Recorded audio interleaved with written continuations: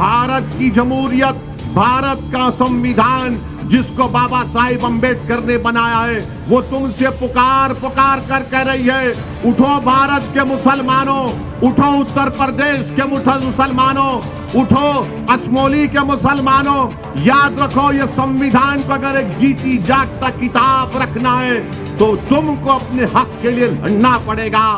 याद रखिए, अगर आप वो दिल फरेब सेकुलरिज्म की बातों में दोबारा अगर आपको फुसलाया जाएगा, याद रखो उत्तर प्रदेश के मुसलमानों, ये सेकुलरिज्म के नाम पर जिस तरह हम छोटे बच्चों को खिलौना देकर उनका दिल बहलाते हैं, पिछले 50 साल से मुसलमानों को सेकुलरिज्म के झूठे और दिल फरेब बातों पर हमारे पास एक खिलौने के तौर पर देकर हमको पीछे कर दिया गया, हमसे इंसाफ नहीं किया गया। मेरे अजीज दोस्तों और बुजुर्गों, मजलिस कभी सेकुलरिज्म के खिलाफ नहीं थी, ना रहेगी। मजलिस सियासी सेकुलरिज्म के खिलाफ है। मजलिस उस सेकुलरिज्म के खिलाफ नहीं है जिसका जिक्र भारत के संविधान में किया गया, जिसका जिक्र भारत के प्रियम्बल में किया गया। हम उस सेकुलरिज्म को मानते हैं। ये जो सियासी सेकुलरिज्म समाजवादी पार्टी हो या बीएसपी हो या कांग्रेस हो, ये सियासी सेकुलरिज्म मुसलमानों को डराने के लिए इस्तेमाल करती है, मुसलमानों को दबाने के लिए इस्तेमाल करती है, मुसलमानों को उनके हुकूक नहीं देने के लिए इस्तेमाल करती है।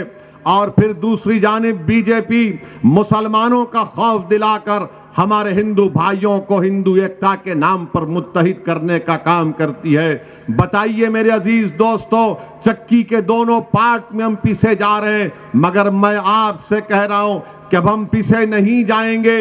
ये आपकी लड़ाई है, हिस्सेदारी की लड़ाई है। ये लड़ाई हमारे बुजुर्गों के ख्वाबों को पूरा करने की लड़ाई है। ये लड़ाई हमारी इज्जतदार माओं की आंखों में जो आंसू बहते रहते हैं, उन आंसुओं को पोंछने की, उन आंसुओं को रोकने की लड़ाई है। ये लड़ाई नौजवानों, तुम्हारे रोशन मुस्तकबिल की लड़ाई है। ये लड़ाई हम उन लोगों से कहना चाह रहे हैं जिनकी गोद में मासूम बच्चे हैं। ये लड़ाई उन मासूम बच्चों के मुस्तकबिल को अच्छा करने की लड़ाई है। हमने नाइंसाफियों का सामना किया, हमने पुलिस की गोलियों का सामना किया, जेलों को हमको डालकर हमको भर दिया गया, स्कूल से हमको महरूम कर दिया गया, अस्पताल और तिबी इमदाद से हमको महरूम कर दिया गया, दहशतगर्दी का इल्जाम हम पर लगा दिया गया, आतंकवादी का इल्जाम हम पर लगा दिया गया, हमसे वोट हासिल भी किए, हमारे घरों को जला दिया गया फसादात में, हमारी खबरों पर समाजवादी पार्टी ने अपना सियासी महल तामीर किया। बताओ मेरे गयूर नौजवानों, बताइए मेरे बुजुर्गों, हम कब तक इस्तेसाल का शिकार रहेंगे? आज आपको एक करवट लेना है। अगर आज आप करवट नहीं लेंगे, नुकसान हमारा होगा। याद रखो, भारत की जमहूरियत, भारत का संविधान जिसको बाबा साहिब अम्बेडकर ने बनाया है, वो तुमसे पुकार पुकार कर कह रही है, उठो भारत के मुसलमानों, उठो उत्तर प्रदेश के मुसलमानों, उठो असमोली के मुसलमानों। याद रखो, ये संविधान को अगर एक जीती जागता किताब रखना है तो तुमको अपने हक के लिए लड़ना पड़ेगा। आपने सबका साथ दिया, बताओ हमने क्या हासिल किया? हमने क्या हासिल किया? हमने मलियाना हासिल किया। हमको क्या मिला? हमको हाशिमपुरा मिला। हमको क्या मिला? हमको मुजफ्फरनगर का फसाद मिला। 50,000 से ज्यादा आबादी, हमारी मुल्क की आजादी के बाद 50,000 से ज्यादा मुसलमानों को अपने घर से बेघर होना पड़ा।